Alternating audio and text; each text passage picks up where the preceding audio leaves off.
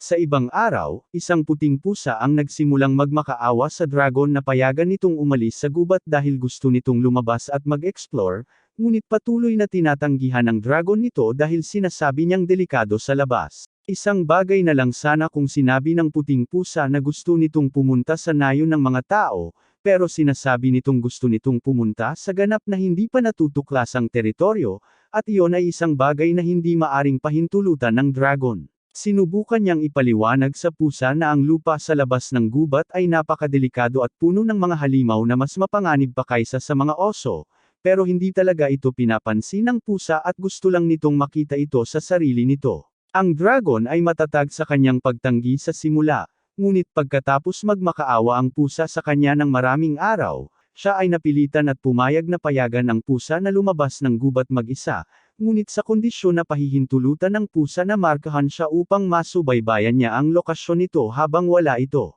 Wala namang pagtutol ang pusa doon, kaya inilagay ng dragon ang marka dito, at pagkatapos ay malaya na itong umalis sa gubat upang simulan ang kanyang pakikipagsapalaran. Maya-maya ay nakarating ito sa paanan ng bundok, at sigurado itong makakasalubong nito ang iba't ibang uri ng mga halimaw sa daan, kaya nagpa siya itong magpahinga sandali at kumain upang mapunan ang kanyang lakas. Gayunpaman, ang tanging mga hayop na makikita dito na maaari niyang hulihin ay mga daga sa bukirin at sawa na siya sa pagkain ng mga ito palagi, kaya nagpa siya siyang pumasok ng kaunti pa sa kagubatan dahil baka makakita siya ng mga ibon o ardilya doon. Habang naglalakad ito sa gubat, talagang nasisiyahan ang pusa dahil napakaraming ibon dito, kaya dapat itong makahanap ng makakain ng medyo madali. Gayunpaman, habang papatarget na ito sa isa sa mga ibon, tumingin ang pusa pataas at napansin ang isang batang babae sa isa sa mga sanga ng puno, at nagulat itong makita siya roon dahil hindi nito naramdaman ang kanyang presensya.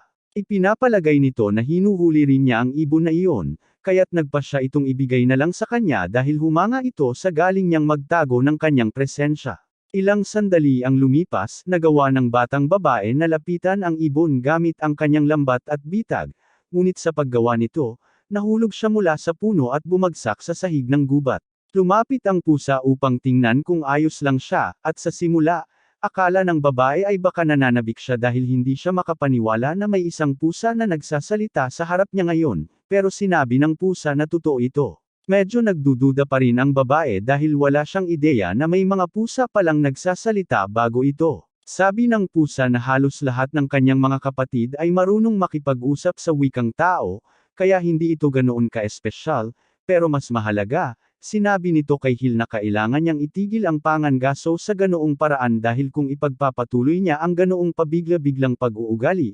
masasaktan siya. Sabi ni Hill na wala nang dapat ipag-alala dahil matibay naman ang kanyang katawan, pero iniisip pa rin ng pusa na dapat mas maging epektibo siya sa kanyang mga estratehiya sa panghuhuli. Ipinaliwanag ni Hill na ito na ang tanging paraan na alam niya. Tinanong siya ng pusa kung bakit hindi siya tinuruan ng kanyang mga magulang kung paano manghuli ng maayos, na sinagot ni Hill na wala siyang mga magulang dahil siya ay ulila. Naawa ang pusa sa kanya nang marinig iyon, pero lalo siyang humanga sa kakayahan ni Hill sa pangangaso dahil milagro na natutunan niya ang napakaraming bagay mag-isa. Habang tinitingnan ni Hill ang mga ibon na nahuli niya, napagtanto niya na hindi ito sapat para sa lahat sa bahay, at natuwa ang pusa nang malaman na may tahanan si Hill, kaya tinanong niya kung may kasama ba siyang nakatira. Ipinaliwanag ni Hill na siya ay nakatira sa isang ampunan, at may 6 pang ibang bata doon, kasama ang kanilang guro, kaya't may kabuoang 8 sila. Gusto niyang magpatuloy sa pangangaso para makakuha ng sapat na karne para sa lahat,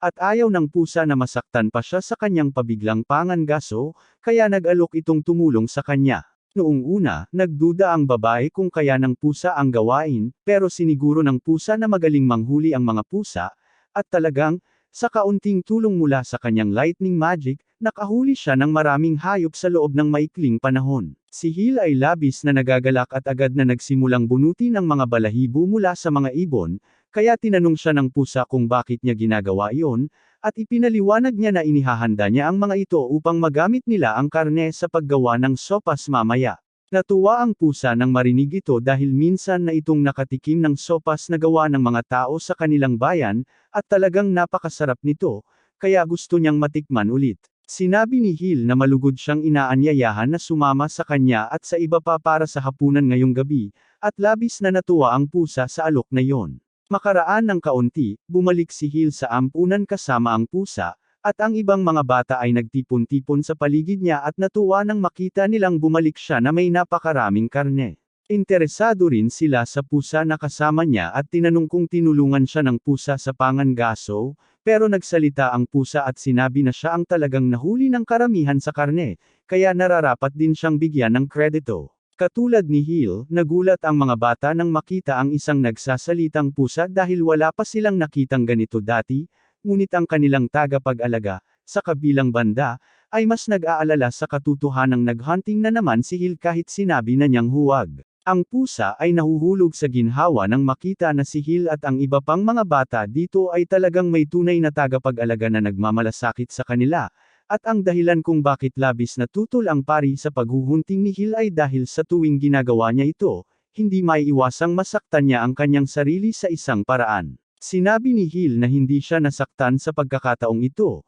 pero tinawag siya ng pusa na nagsisinungaling dahil nakita nitong nahulog siya mula sa puno at bumagsak sa lupa kanina. Alam ng pari na tiyak na inaalagaan ng pusa si Jill habang nasa gubat siya, kaya't pinasalamatan niya ang pusa sa tulong nito, ngunit sinabi ng pusa na hindi ito malaking bagay dahil nakita nito kung gaano kalala ang pangangaso ni Hill at naisip na mas mabuti nang tulungan na lang siya. Binanggit din niya na nangako si Hill na makakapagpalamig siya ng sopas para sa hapunan, at masaya ang pari na tuparin ang pangakong iyon, kaya sinabi niya sa pusa na malaya itong manatili hanggat gusto niya. Noong mga sandaling iyon, napansin ng pari si Hill na nagtatangkang umalis ng palihim, at tinanong niya ito kung saan siya pupunta. Sabi ni Hill na magsisimula na siyang magluto ng sopas, pero sinabi ng pari na kailangan muna niyang makinig sa sasabihin nito bago iyon. Sinabi niya na kailangan niyang maglaan ng oras para pag-isipan ang mga bagay bago gumawa ng mga padalos-dalos na desisyon dahil maaaring magdulot ito ng masamang sitwasyon para sa kanya kung hindi, at humingi ng tawad si Hill sa ginawa niya. Masaya ang pusa na napag-alitan si Jill dahil malamang na makakatulong ito sa kanya na matutunan ang kanyang leksyon, pero habang abala siya sa paggawa ng sopas, ang ibang mga bata ay pinalibutan ang pusa dahil gusto nilang maglaro sa kanya. Nagpasya ang pusa na makisama na lang sa mga bata sa ngayon dahil mga bata lang sila, pero talagang nilalampasan na ng mga bata ang mga hangganan dito, at pag natapos na ni Hill ang paghahanda ng pagkain, ang pusa ay talagang pagod na mula sa lahat ng paghawak. Pagkatapos maihain ang sopas, nagtipon-tipon ang lahat sa hapagkainan, at pagkatapos manalangin ang pari, sabay-sabay silang kumain. Ang mga bata ang unang kumakain, at lahat sila ay gustong-gusto ang sopas dahil ang pagluluto ni Hill ay palaging pinakamahusay, at nang subukan ng pusa ang sopas, napagtanto niya na hindi nagbibiro ang mga bata dahil ito ang pinakamainam na natikman niya sa buong buhay niya. Noong una, akala niya si Hill ay isang batang babae na hindi magaling manghuli, pero ngayon nauunawaan niya na siya pala ay isang diyosa na napakahusay magluto. Pagkatapos kumain ng lahat, lumapit ang pari sa pusa at tinanong siya kung gusto ba niyang sumama sa kanyang silid para mag-usap, at sumang-ayon ang pusa. Ipinapasok siya ng pari sa isang silid sa likod ng ampunan, at nagulat ang pusa nang makita niyang binuksan ito ng pari gamit ang mahika, kaya't tinanong niya kung gumagamit ng magic lock ang pinto. Kinumpirma ng pari ito at ipinaliwanag na mayroon siya nitong kondado dahil ayaw niyang makuha ng mga bata ang lahat ng armas na itinago niya mula sa kanyang mga araw bilang adventurer. Nagulat ang pusa nang malaman na ang pari ay dating isang adventurer, at nagpatuloy ang pari sa pagsasalita tungkol sa kung paano siya naglakbay sa iba't ibang mga lugar sa mga nakaraang taon, kabilang ang kagubatan kung saan nagmula ang pusa. Tinanong niya ang pusa kung ano ang ginagawa nito sa malayo mula sa gubat na iyon, kaya ipinaliwanag ng pusa sa kanya na umalis siya sa pag-asang makahanap ng hindi pa natutuklasang teritoryo na maangkin para sa sarili niya. Matagal siyang nagtagal na kumbansihin ang dragon na payagan siyang pumunta rito, kaya't sisiguraduhin niyang tapusin ito hanggang sa dulo. Kinuha ng pari ang isang mapa ng lugar at ipinakita sa pusa ang daan na kailangan niyang tahakin kung gusto niyang makapasok sa mga bundok. Pero binalaan siya na talagang delikado ang mga bundok, kaya baka gusto niyang dumaan sa paligid nito para maging ligtas. Naiintindihan ng pusa iyon, pero sinabi niya na ayaw niyang mapalampas ang anumang potensyal na kamanghamanghang tanawin ng bundok dahil naghahanap siya ng teritoryo na maangkin, kaya gusto niyang magpahinga ng mabuti upang magkaroon siya ng sapat na lakas para sa paglalakbay. Kung ganoon, sinabi ng pari sa pusa na malugod siyang tinatanggap na manatili dito ng ilang araw at palakasin ang kanyang lakas para sa paglalakbay. Pagkatapos ng lahat, mukhang talagang nagustuhan ng pusa ang suit ni Hill, at sigurado ang pari na magiging masaya rin ang ibang mga bata na nandyan siya, kaya pumayag ang pusa na manatili sandali.